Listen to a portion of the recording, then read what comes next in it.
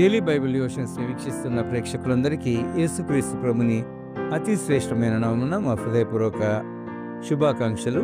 The church of South India diocese of Medak holy trinity church బల్లారంపై state సమర్పిస్తున్న ఈనాటి అనుదిన వాక్య ధ్యానాల్లో the foundation of Christian life, క్రైస్తవ జీవిత పునాదికి మొదటి మెట్టు, repentance from the dead works, నిర్జీవ క్రియలను విడుచుట అనే అంశంపై మన ప్రియులు పెద్దలు శ్రీమతి జె పద్మలలిత జనార్దన్ గారు అందించే దైవ సందేశాన్ని వినిపిస్తూ ఉన్నాం.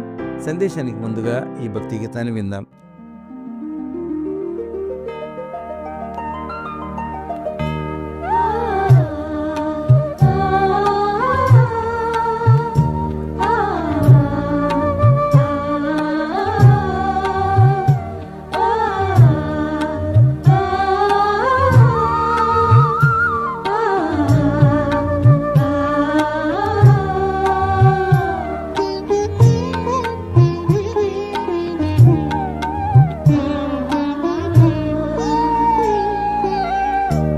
ఈ సంఘం పునాది క్రీస్తే సాధీశుడే, దక్కించే యేసుదీని వాక్కాపుల్ రెట్టించే, పైనుండి వచ్చి యేసు పెండ్లాడే నీ మేనే, కోరుచు రక్తమిచ్చి కొనేని కన్యనే.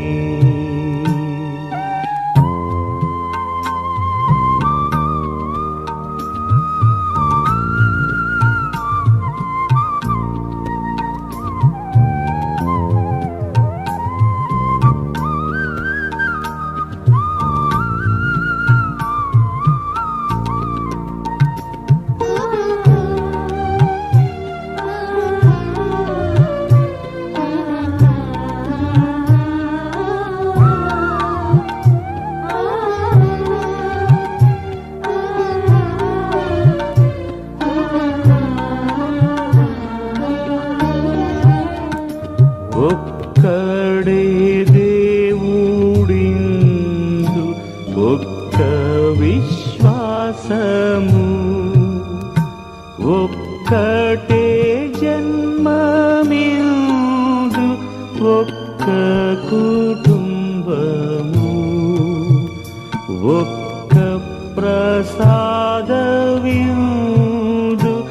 ఒకే సునామము, నిరీక్షణొక్కటిందు నిరంత ప్రాప్తికి.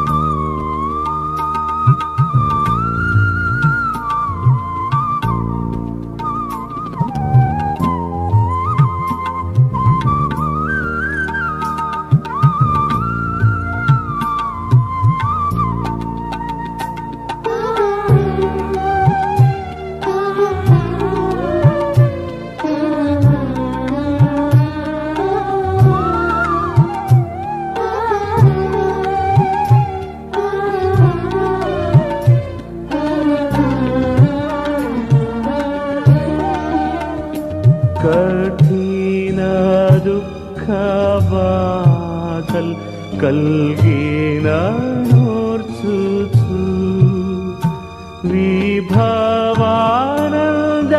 ప్రాప్తి లభింపగోరుచు, ఆ స్వర్గ పంక్తి జేరి ఆనందముందుచు, ఈ సంఘమే సుగూడి విశ్రాంతి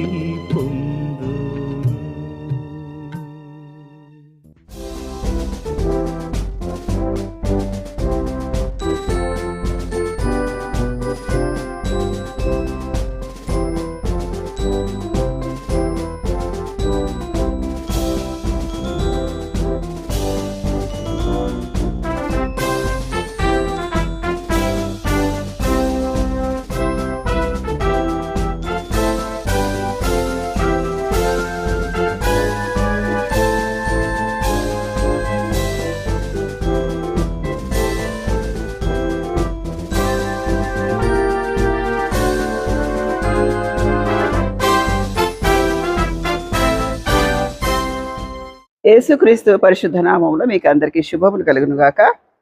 అనుదిన దైవ ధ్యానాలకు స్వాగతం. హెబ్రీలకు రాసిన పత్రిక 6వ అధ్యాయము మొదటి 6 వచనాలు చూసుకుందాం. హెబ్రీ పత్రిక మొదటి 6 వచనాలు. కాబట్టి నిర్జీవ క్రియలను విడిచి మారు మనసు పొందుటయు, దేవుని అందరి విశ్వాసమును, బాప్తిస్మములను గూర్చిన బోధయు, హస్త నిక్షేపణమును, మృతుల పునరుద్ధానమును, నిత్యమైన తీర్పును అను పునాది మరలా వేయక, క్రీస్తును గూర్చిన మూలోపదేశమును మాని సంపూర్ణ మగుటకు సాగిపోదాము. ప్రార్థన చేసుకుందాం. ప్రేమ నమ్మకం గల ప్రభువా, కృపగల తండ్రి, నీ పాదములకు వందనములు, స్తోత్రములు, కృతజ్ఞతలు నాయన. ఈ అనుదిన దైవ ధ్యానాలు మేము ధ్యానిస్తుండగా మీ పరిశుద్ధాత్మ నడిపింపు మాకు దయచేయండి. వినేవారికి ప్రభువా ఒక్క వాక్యమైన వారి హృదయాలకు తగిలి స్పందన కలుగులాగా సహాయం చేయండి. ఎక్కడైనా మార్పు ఉందని ఆశపడితే వారికి మార్పు దయచేయండి. వినేవారికి, ప్రకటించే వారికి సమాధానం దయచేయమని నజరేయుడైన యేసుక్రీస్తు పరిశుద్ధ నామములో ప్రార్థన చేసి వేడుకుంటున్నాను పరమ తండ్రి, ఆమేన్. హెబ్రీ గ్రంథకర్త కాబట్టి నిర్జీవ క్రియలు విడిచి మారు మనసు పొందుటయు అనే 6 స్టెప్స్ ఇక్కడ చెప్పాడు. ఒక క్రైస్తవ జీవితం కట్టబడాలంటే ఏముండాలి అని ఇక్కడ రాయబడింది. ప్రతి కట్టడానికి ఒక పునాది ఉంటుంది. అది మందిరమైనా, ఇల్లైనా, గుడిసైనా, పాకైనా, ఏదైనా కూడా దానికి ఒక కట్టడానికి పునాది ఉండాలి. కొంత లోతన అవ్వాలి. అలాగే క్రైస్తవ జీవితం కట్టబడడానికి పునాది చాలా అవసరం. ఎలాంటి పునాది కావాలి? బలమైన పునాది కావాలి. నేనే పునాదిని అంటాడు దేవుడు, ఆయననే శిరస్సు అంటాడు. ఆయన పునాది, ఆయన శిరస్సు అయితే మన మధ్యలో అమర్చబడాలి. ఈ పునాదికి ఏముండాలి అంటే, మొదటిది నిర్జీవ క్రియలు విడిచి, రెండవది మారు మనసు పొంది, 3 దేవుని అందరి విశ్వాసం, బాప్తీసం గురించిన బోధ, హస్త నిక్షేపణ 6 రాళ్ళు చెప్పాడు. ఎంతవరకు అవుతుందో కొన్ని ఎపిసోడ్ ద్వారా విందాం. మొట్టమొదటిగా నిర్జీవ క్రియలు. నిర్జీవ క్రియలని మాటను గనక మనం విభజిస్తే, నిర్జీవ క్రియలు జీవం లేని క్రియలు. ఏవి జీవం లేని క్రియలు ఉంటాయి? మనసు ఇష్టం లేక చేసేటి నిర్జీవ క్రియలు అయితే. మనం మంచి క్రియలు ఏంటి అంటామంటే, దేవుణ్ణి సంతోష పెట్టేవి మంచి క్రియలు. చెడ్డ క్రియలు ఏవంటే దేవుణ్ణి కలవరపెట్టేది. మన దృష్టిలో మంచి క్రియలు ఏంటంటే, నేను దశమ భాగం ఇస్తాను, నేను సంఘానికి అందరికంటే ముందు వస్తాను, నేను చాలా బాగా ప్రార్థన చేస్తాను, నేను చాలా బాగా దేవుణ్ణి ప్రకటిస్తాను. ఇలాంటి కొన్ని మనకు గుర్తులు ఉంటాయి. దాన్ని బట్టి మనం మంచి క్రియలు అనుకుంటాం. దేవుడు చాలా సునిశ్చితంగా చెప్తాడు ఏవి మంచి క్రియలు. ఇప్పుడు నిర్జీవ క్రియలు విడిచి అంటే ఎలాంటి క్రియలు? గలతీ పత్రిక 5వ అధ్యాయం 19వ వచనంలో నిర్జీవ క్రియల గురించి రాయబడింది. దేవుని దృష్టిలో అవి మురికి గుడ్డలు లాంటివి అని చెప్తున్నాడు. ఎలా మురికి గుడ్డలు? ఒక కుష్ఠరోగి తన చేతిలో ఒక యాపిల్ తీసుకొని, చాలా యాపిల్ మంచిదే, అది చాలా బాగుంది తినడానికి, ఖరీదైన పండు, అది ఎవరు కనిస్తే తీసుకుంటారండి? ఆయన కుష్ఠం చూస్తారా మొదట? ఆ కుష్ఠరోగి చేతిలో ఉన్న యాపిల్ చూడరు. కాబట్టి దేవుడు కూడా ప్రార్థన చేసేటప్పుడు నీ హృదయంలో ఎంత కుష్ఠ ఉంది, ఎంత అపవిత్రత ఉంది అని చూస్తాడు దేవుడు. అందుకే కీర్తనాకారుడు అంటాడు, నా హృదయంలో పాపమును లక్ష్యం ఉంచిన యెడల నా ప్రార్థన వినకపోవును గాక. అది నాకు చాలా ఇష్టం. ఏంటంట? పాపము లక్ష్య పెడితే దేవుడు ప్రార్థన వినడు. అది ఎవరికి అని మనం అనుకుంటే, అది దేవుని దృష్టిలో మానవులందరూ సమానమే. నువ్వు హైలీ ఎడ్యుకేటెడా, హైలీ రిచ్చా, ఇవన్నీ చూడడు దేవుడు, నీ హృదయాన్ని చూస్తాడు అనమాట. ఇప్పుడు కొంతమంది నిర్జీవ క్రియలు అంటే ఎట్లా అంటే, ఇష్టం లేకుండా చేసే పనులు. ఎవరిని సంతోషపెట్టడానికి? వాళ్ళని సంతోషపెట్టుకోవడానికే చేస్తారనమాట. బలవంతం వల్ల చేసేటివి కూడా నిర్జీవ క్రియలే. శిక్ష పడుతుందేమో భయం. నేను ఇంత ఆదాయం సంపాదిస్తున్నా కదా, దశం భాగం ఇవ్వకపోతే దేవుడు నా బిజినెస్ ఆపేస్తాడేమో, నా ఆదాయం ఆపేస్తాడేమో అని ప్రయత్నిస్తున్నావా? మెల్కీసెదెకు క్రమం చొప్పున అబ్రహాం ఇచ్చాడు. అబ్రహాంకి ఏం ఆంక్షలు ఉన్నాయండి? అబ్రహాంకి ఏం ఆంక్షలు లేవు.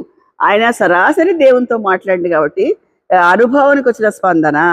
ధర్మశాస్త్రం ఉందా? అబ్రహాం కాలంలో లేదు, కానీ దశమ భాగం ఇచ్చాడు. దశమ భాగం ఇవ్వడానికి ఎలా ఇస్తున్నాం?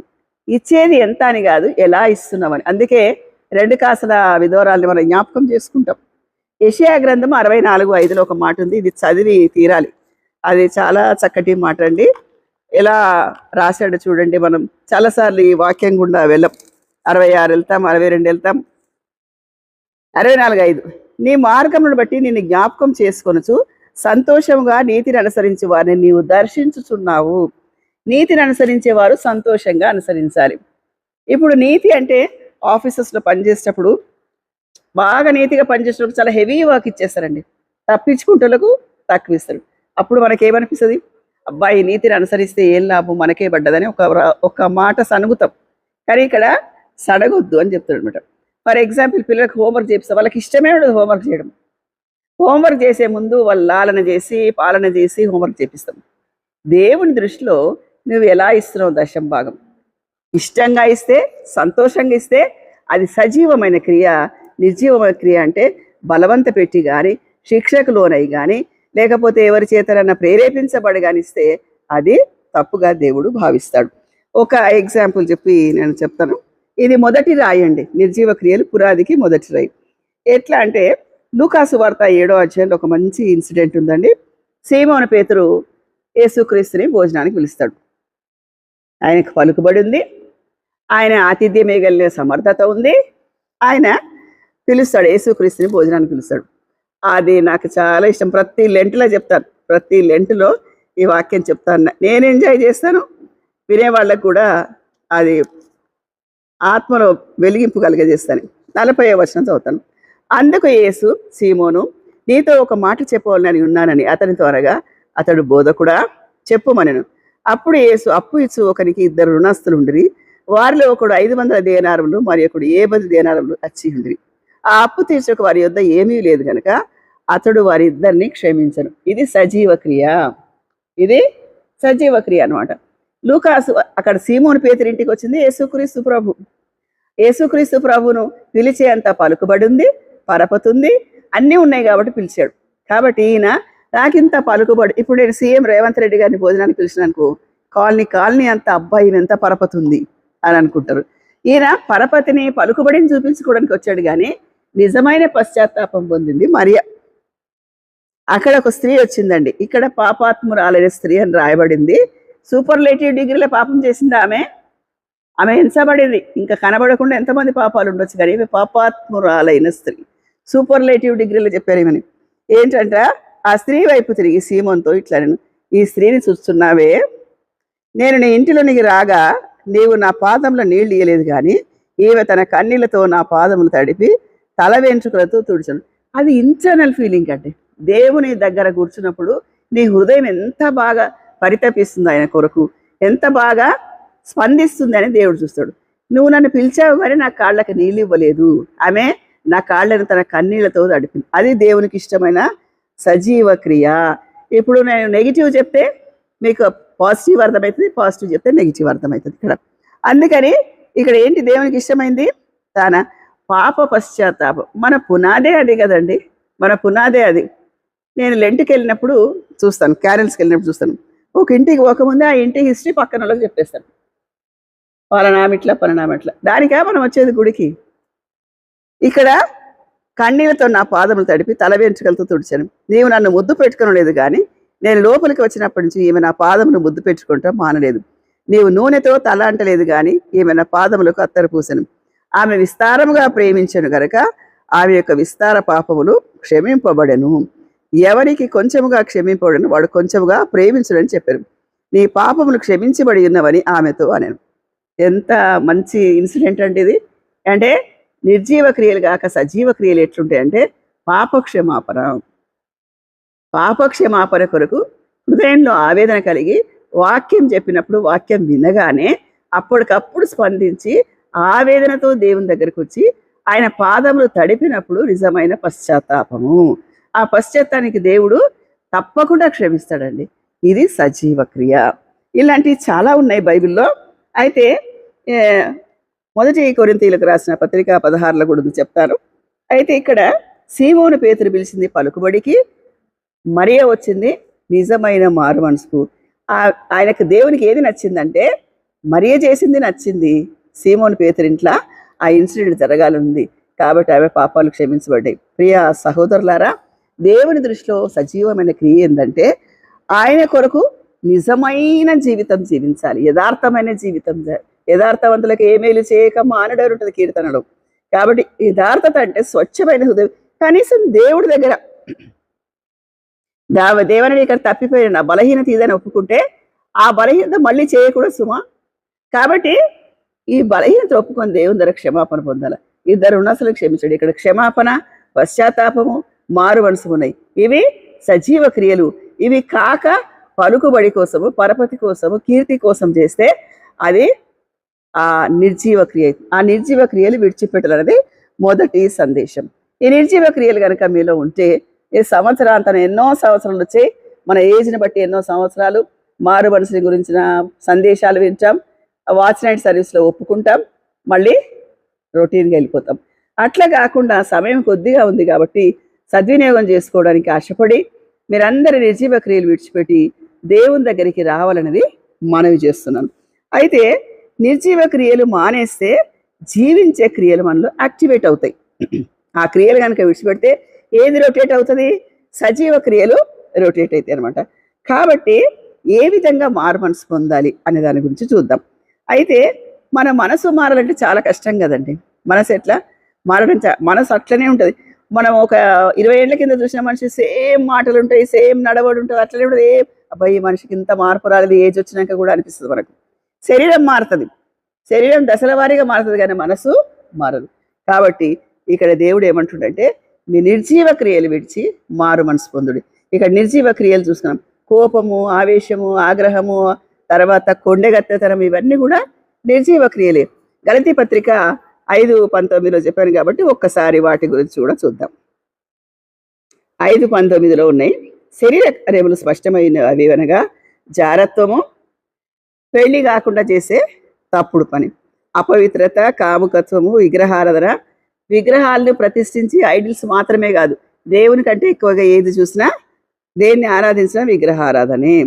అభిచారము, ద్వేషములు, కలహములు, మత్సరములు, క్రోధములు, కక్షములు, భేదములు, విమతములు, అసూయలు, మత్తతలు, అల్లరితో కూడిన ఆటపాటలు మొదలైనవి ఇవే శరీర కార్యాలు. ఇవే నిర్జీవ క్రియలు. ఈ నిర్జీవ క్రియలు కనుక తీసేస్తే, ఒకవేళ మన చర్మం మీద డెడ్ స్కిన్ వస్తే దాన్ని తీసేసి మంచి స్కిన్ రావడానికి ప్రయత్నం చేస్తాం. గ్రద్ద ఏం చేస్తుంది? పక్షిరాజుగా పిలువబడేది. అది ఒక ఏజ్ వచ్చిన తర్వాత పైకి శిఖరాగ్రం పైకి వెళ్ళి తన ముక్కుతో తన చర్మాన్ని అంతా తీసేసి కొత్త చర్మం కోసం ఆశపడుతుంది. ప్రియా సహోదరులారా, చర్మం కొత్తదైతే లాభం లేదు, కానీ శరీరానికి ఎన్ని మేకప్స్ వేసుకున్నా లాభం లేదు. కానీ నీ మనసుకు నిర్జీవ క్రియలు ఇడిచిపెట్టి నూతనత్వంలోకి రావాలని, నూతనమైన మనసుతో దేవుణ్ణి ఎదుర్కోవాలని యేసుక్రీస్తు పేరిట మేము అందరికీ ఒక మాట తెలియజేసిన, హెచ్చరిక కాదు, ఆజ్ఞ అసలే కాదు, దేవుడిచ్చిన మాటలు మీకు హెచ్చరికగా తెలియజేస్తున్నాను. ఈ మాటలు దేవుడు దీవించును గాక.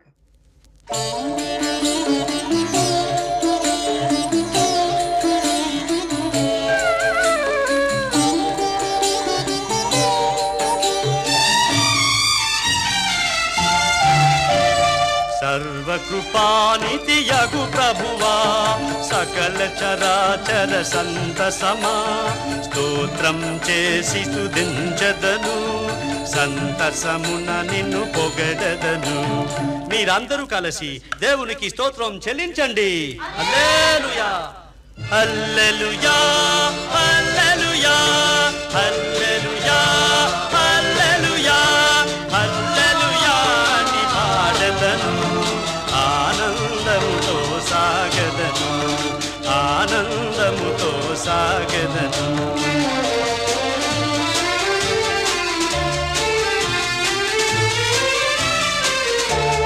ప్రేమచే నన్ను వెదకితివి, ప్రీతితో నన్ను రక్షించితివి, పరిశుద్ధ జీవితం చేయుటకై పాపిని నన్ను కరుణించితివి. హల్లెలూయా, హల్లెలూయా, హల్లెలూయా, హల్లెలూయా, హల్లెలూయా అని పాడదను. ఆనందముతో సాగదను, ఆనందముతో సాగదను.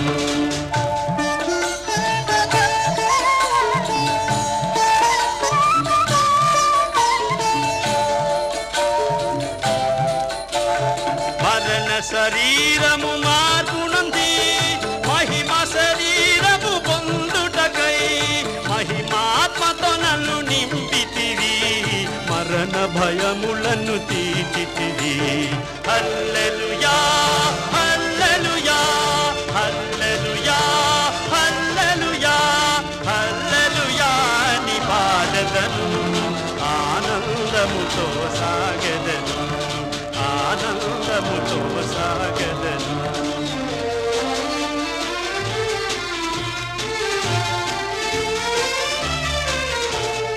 ఎవరు పాడని గీతమును యేసుతో నేను పాడుటకై హేతువులేకయ ప్రేమించెను యేసుకు నేనేమివ్వగలను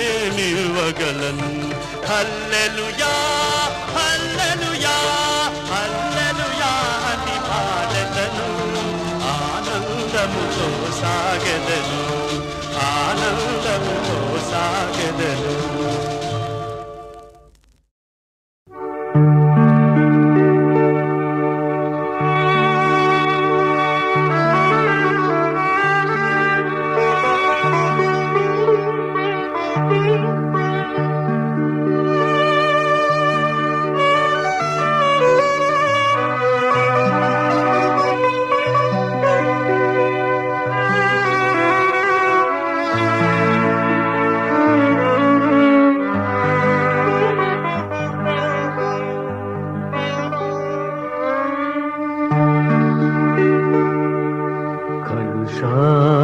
కలుషాత్ముడైన పాపిని పిలిచేవా యేసువా పలుమారు బాధపరచిన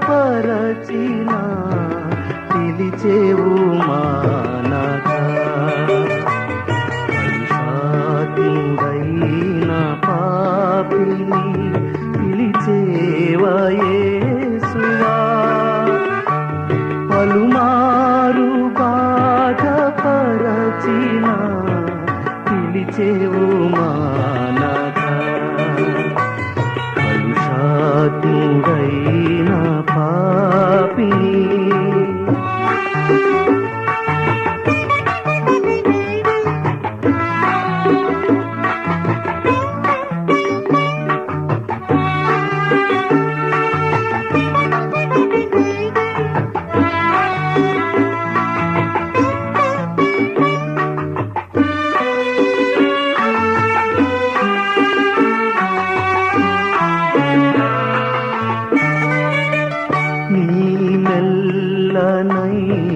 స్వరముతో దినమెల్ల పిలుతూ నీ మెల్లనైన స్వరముతో దినమెల్ల పిలుతూ నీ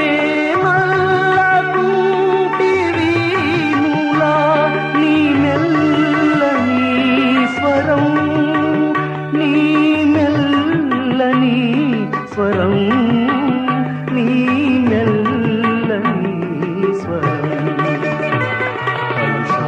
కలుషాత్ముడైన పాపి పిలిచేవా యేసువా పలుమారు బాధపరచిన పిలిచేవు మానక కలుషాత్ముడైన పాపిని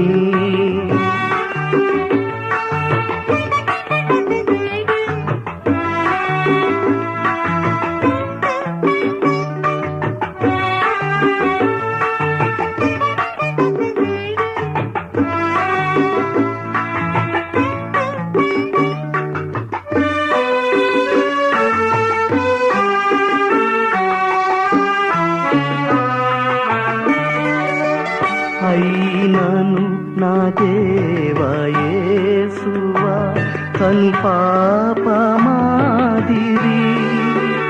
అయినను నా దేవా యేసువా కను పాపమాదిరి కానని విధమున చూతూ అనుదినము కాయను